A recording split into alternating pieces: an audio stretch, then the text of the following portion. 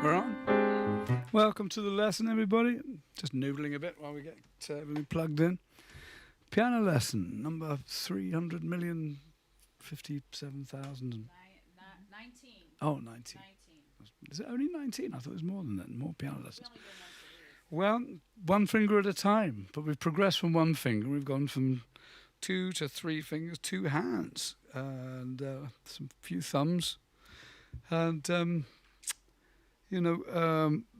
as I've said many times, this is an attempt to provide information to people who don't play but love music and have a keyboard and don't necessarily want to have aspirations to become virtuoso pianists performing solo at Carnegie Hall, but just want to be able to play a couple of tunes at home to entertain themselves and some friends when they come round. But when you get into it, there's a lot of magic in music, and there's some superficial layers which can provide you with a lot of entertainment, and then there are some little glimpses into how deep you can go. And a bit like being in a swimming pool, if you're not used to swimming, it's good to get comfortable and frolic in the shallow end. Every once in a while, it doesn't do you any harm to be thrown into the deep end just to get an idea of how deep it is and where it is and what it's like. And last week was simply an exercise in playing a few parrot fashion licks, riffs as musicians call them, phrases, and learning sort of by rote is good, because it gives you, some application. You can get some immediate results. But today, in contrast to last week, we're going to look not so much at theory, but more an indication of a glimpse at the deep end and a bit of ear training, because there are two things going on when you play an instrument.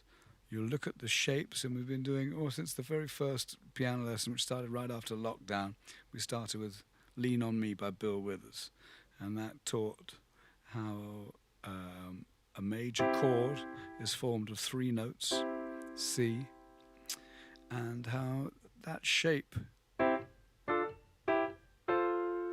played up the keyboard in the key of C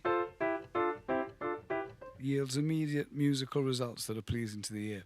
But it's the shape, you've got your fingers. If you could just kind of clamp your fingers into one position and just move your hand up and down, you get that, which is great. But that's just C. There's lots of notes and lots of keys. In fact, 12. And so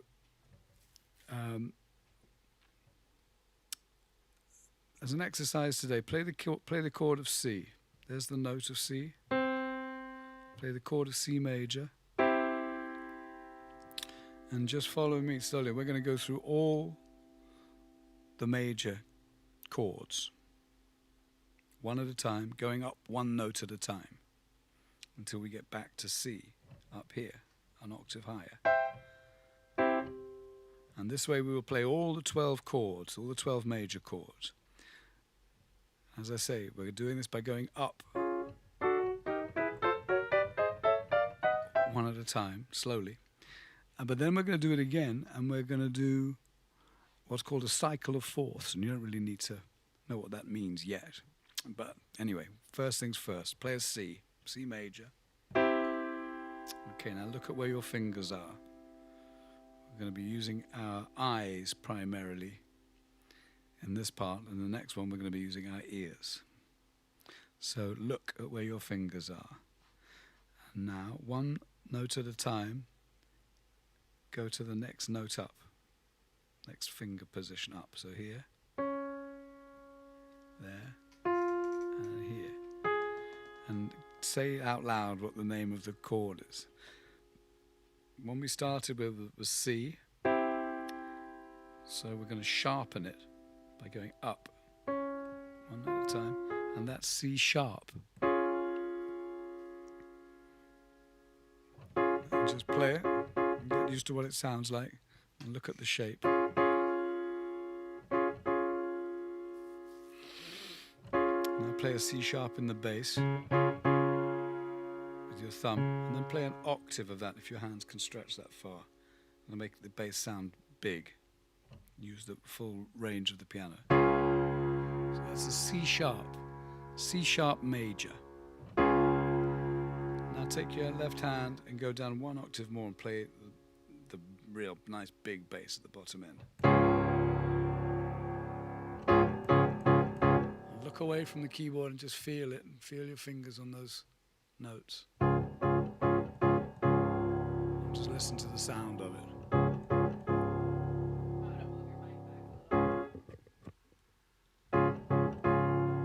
Okay.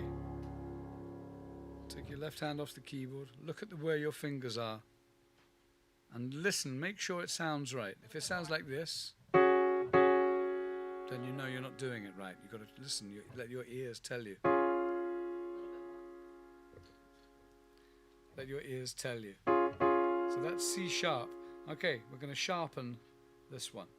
So take your thumb up to the next note up, then your index finger up, and your second finger up one. Now just play all three together. It should sound like that.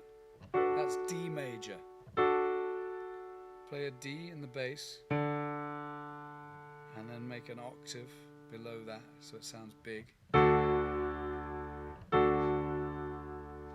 If you're playing a piano and you have a sustain pedal, play the chord, press the pedal down, and then play the chord. Take your fingers off and just listen to what it sounds like. Now try and put your fingers back where they were, and you're going to go, oh, well, and you're going to forget. And if you have to start back at C, do it. It's painstaking. C sharp, D.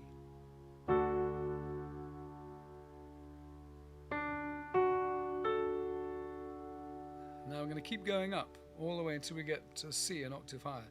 So the next one is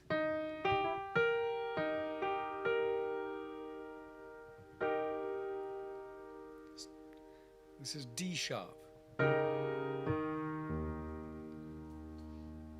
Play the octave in the bass. Play it an octave lower. This is so you start getting used to this spread between your hands. When you start playing piano, the further apart your hands are, the more confusing it is. But it's important to remember that this is just these same two notes as here, just one octave lower.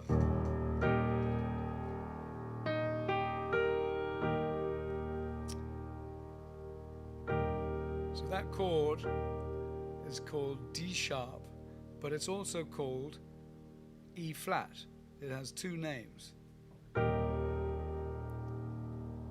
we go up one more note, we get to E.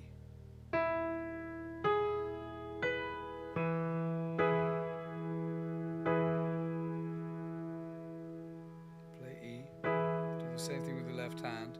And play an octave below. Press the pedal down. Now play the chord. Take your hands off the keyboard. Look where your fingers are and try and remember. Take your fingers off and just listen to the chord. And then put your fingers back where they were. That's the challenging part, because you're getting into unknown territory. But this is a really good thing to practice, because it starts to get you familiar with these shapes, and these shapes do repeat themselves, because the next one up, you go up one more, and we're in F. Now, you already know F from all the other songs we've done earlier on we've done in the early lessons. That's F. Go up one finger at a time, and F sharp.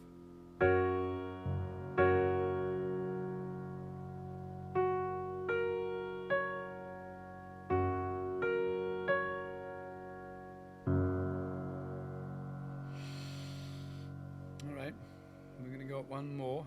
Raise your thumb, one note, your index finger, one note, second finger, one note, and then your left hand up one note, and we're in G major, which is one you already know. Okay, same thing. We're going to go up to G sharp, which has another name, A flat. So, because we're going up, we're going to think in terms of sharpening the notes. So we'll call it G sharp for now. So thumb goes up, that goes up, that goes up, this goes up. And once again, you trust your ears. If you're playing it, it sounds like that, then you know it's wrong. If it sounds like this, or that. A flat major, or another name for it, G sharp major. Same chord, two names. And it has two names because it depends, you choose the name depending on the context, where it sits in your chord progression. You don't have to worry about that now. Next one, up.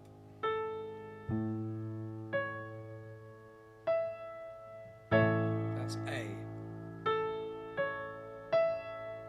A in the bass, A major chord in the right hand.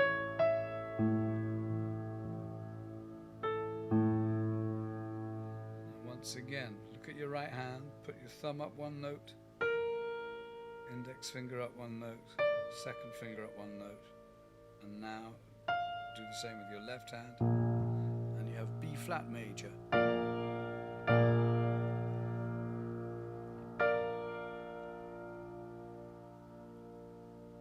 Which could also be called A sharp.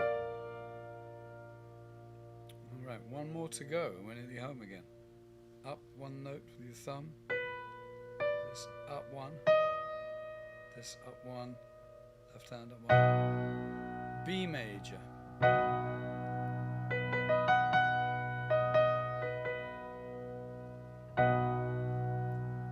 One more to go. Thumb, sharpen it by one note. Another name for that is a semitone. Raise this by a semitone. Raise this by a semitone. Raise your left hand by a semitone. And look, you're back at C. You've just played every major chord that exists in Western music, at least. And if you want to do it again, you just use this as your starting point, and I'll play it for you. You can practice this slowly at home. Everyone's going to go at their own speed. I've been doing this slowly, so as to not hurry people who are new to this. Some of you already know how to do this and will race through it, but that was slow, and you can either keep going up, or you could go down.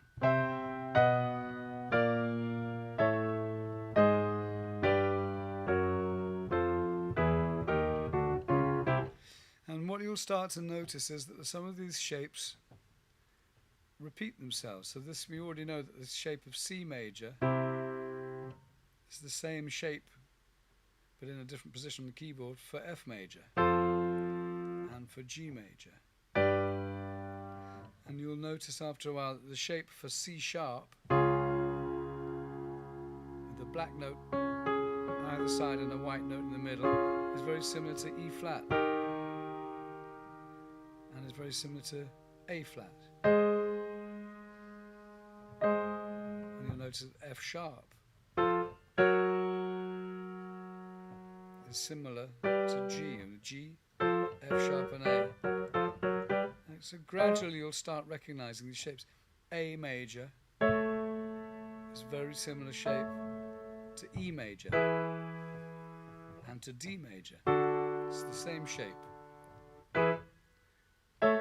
So as you do this, say the names of the chords out loud. C, C sharp, D, D sharp or E flat, E, F, F sharp or G flat, G, G sharp or A flat, A, A sharp or B flat, B, and C. And we've gone all the way up. And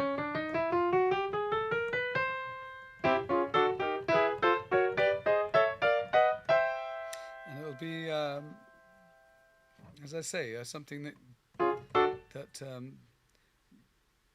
you'll get better and quicker at the more you do it. So it's just, this is an exercise. And playing music involves doing stuff by rote and just learning a tune, and then also doing some of the boring stuff. It's like when you're learning a language, learning how to conjugate verb forms. But to learn the musical instrument, to learn music, requires a little bit of both. And I'm giving you the tools here to be able to pick and choose. All right, so that's going up chromatically, one note at a time. Here's another way of playing all these notes, and this is where we're going to be doing more ear training. So the very first thing and the very first lesson was Lean on Me. And we started with one finger at a time going.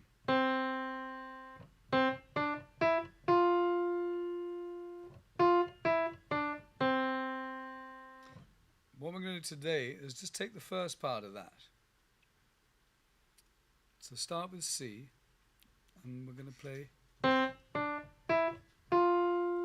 What we've done is we've gone from C to F. C, D, E, F. Having got to F, we're going to stop, wipe the slate clean, and start with F and play the same melody but starting on F. And this is essentially called changing keys. So now we're going to go. So we know where our starting point is, because it's the last note of the previous lick. Start in C, and go. That's the first part, and now we're on this note, F. And now we're going to use your ear to listen and look and go.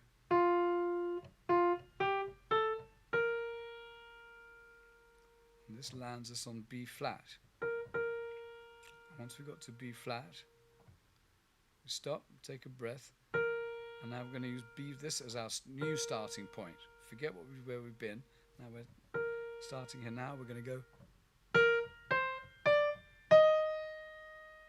And this is getting us into the territory. Both of these things are getting us into the territory of the flats and the sharps, the black notes. But you've got to trust your ear and listen, because if you're going, then you know that's not right. If you're going, that's not right. If you watch, there's a pattern. If you look at what you're doing, start again and go back to C.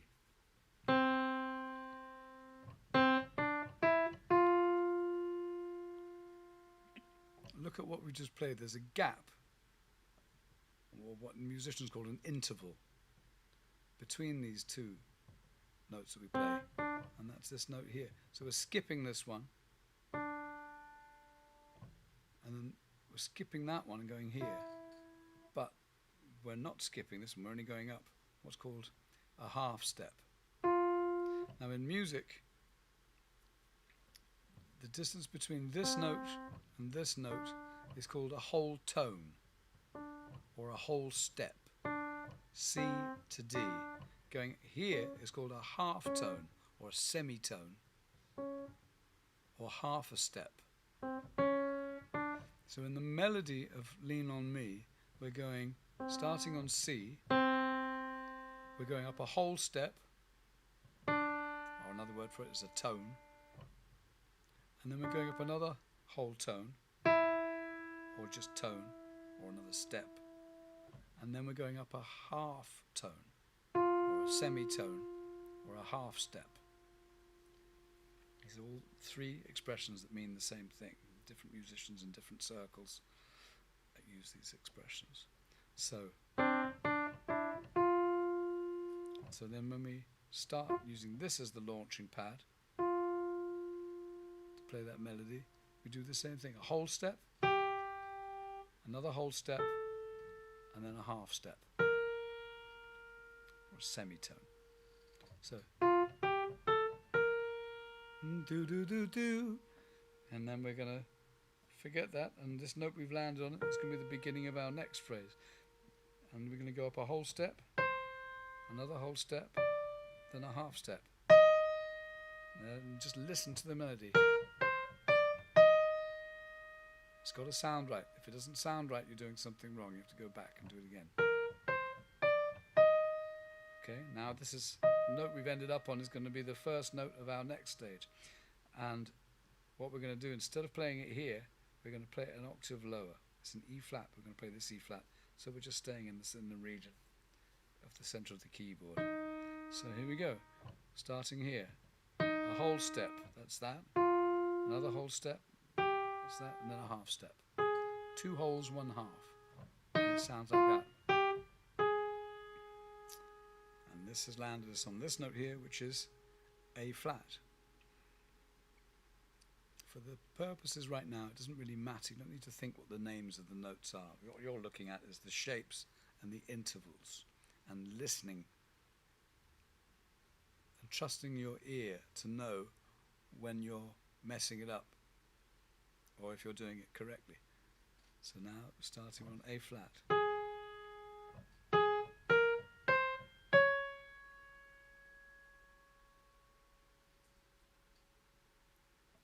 We're starting here. Okay.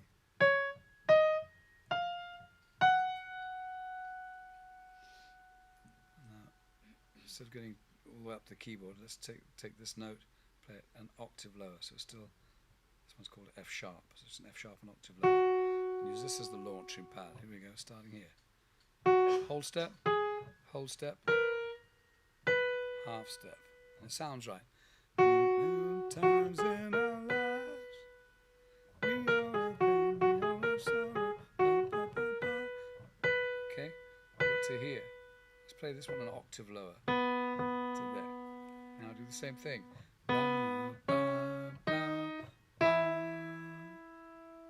Do that again. Look where my finger is. Go up a whole step.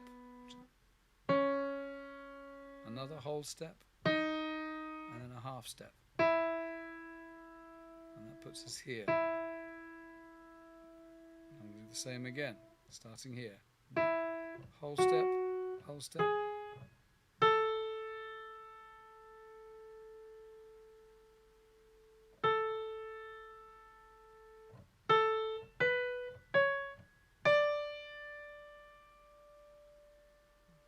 Instead of getting careering off at the top of the keyboard, let's keep it in the middle. So the next one we're going to play, it's going to be a D, but it's going to be this D instead of that D. Same thing.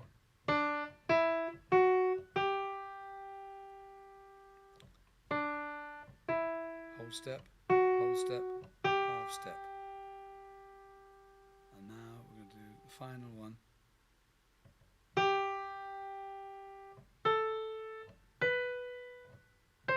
And look where we are. We've come all the way round.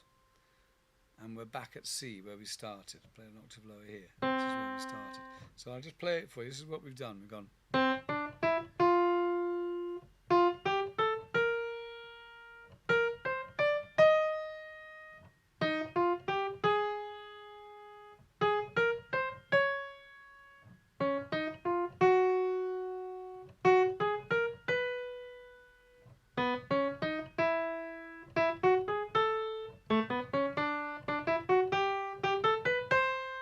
The beginning. That's called a cycle of fourths. We're going major scale. 1, 2, 3, 4. And make this the new one. 1, 2, 3, 4. 1, 2, 3, 4. 1, 2, 3, 4. 1, 2, 3, 4. 1, 2, 3, 4. 1, 2, 3, 4. 1, 2, 3, 4. 1, 2, 3, 4. 1, 2, 3, 4. Back again. Now you're going to do this, it's going to take you a little while, but the point is, it's I'm throwing you in the deep end and you're floundering around getting back to the shallow end, but it gives you an idea of the size of the, this is such a bad metaphor, but it gives you an idea of the size of the pool or the size of the playground, and starts to give you a little bit of context on some of the boundaries or the limitations of music and the scale that you're working within, really to give you a first intimation or a glimpse that it's manageable. This sounds complicated at first, but it gives you an idea of the size of the framework of music. And even though it's complicated at first, the idea is ultimately to give you a lot more courage and a sense of thinking, well, if that's it, I'm starting to, that's it, that's the framework, I can start blocking it in. It's a bit like a painter embarking on a painting, or a landscape, for example, and first of all getting an idea of the scale of what you're dealing with by just drawing a pencil lines of where everything is relative to everything else. And once you have that, then you can start filling in the gaps. Without having a concept of that framework, all you're ever doing is focusing on the minutiae, tiny little bits, without really getting an idea or beginning to understand how they're all connected, because all this stuff is connected. And once you start getting familiar with the connections, the shapes, as I said, the similarity in some of these shapes, the relative positions of the chords to one another, once you start to get stuff, you're blocking it in, and then some things suddenly, if you keep doing it, the penny will drop. You'll have your Damascene moment, a flash of inspiration. You go, oh God, well, in that case, if I want to play Twist and Shout in C, come on baby now, pick it up baby, twist and shout, twist and shout, you think, okay, 3 chords, I'm playing in the key of C, that's it, I can play Twist and Shout and sing along to it. Now if I'm singing, come on baby now, come on, that's too low, you want to play it higher, you go, well, okay, let's play it in F. So now you go, you can find those chords, because you know in C, if you're going Twist and Shout, you're going, come on baby now, and the second chord is that, you go 1, 2, 3, 4, that's the second chord. So if you say, okay, let's start in F, I'm going, come on baby now, 1, 2, 3, 4, that's going to be, baby now, come on baby. So you can start working things out for yourself and using logic. So what we've done, to briefly recap, is play every major chord, starting in C, in 2 ways. One going up a semitone at a time, looking at our fingers and recognizing and spotting similarities in some shapes. And then the second way we've done it is to use numbers going up whole tone, half a tone, and listening, so you just know that it sounds right. So this sounds right, and if you go, you know it's wrong, because your ear's telling you, hold on, that's not right. But you're going up, and then you're doing the same thing in F, and then you're doing the same thing in B flat, and that's taking you to E flat, so we can do it in E flat, and that takes you to A flat, so start in A flat,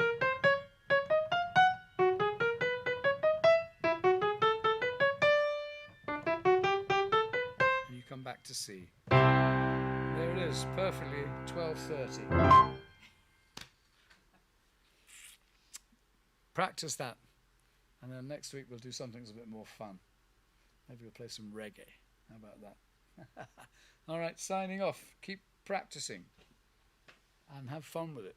And don't worry if you make lots of mistakes and if it's weird at first, because you can always go back and play this thing over and over. And if you want previous lessons, and there's nearly 20 of them, they're all up there, all in chromatic order. Chronological order. I say chromatic. They're all available on my Patreon site, which the details of which are there if you click on the link next to the huge tip jar. Thank you. Next week, next Tuesday, and next Saturday. Cheers. We're off to Jackson, Mississippi. We're going to Jackson.